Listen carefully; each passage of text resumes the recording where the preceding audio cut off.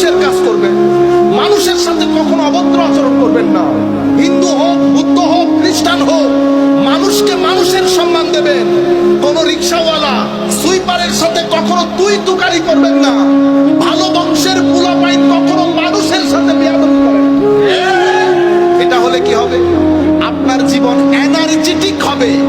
আপনার জীবনে দুই ধরনের এনার্জি দরকার। কয় ধরনের এনার্জি? দুই ধরনের। দুনিয়া যদি এখানে থাকেন, এখানে কিছু জিনিস তো আপনার দরকার হবে। টাকা দরকার হবে, খাওয়া দরকার হবে,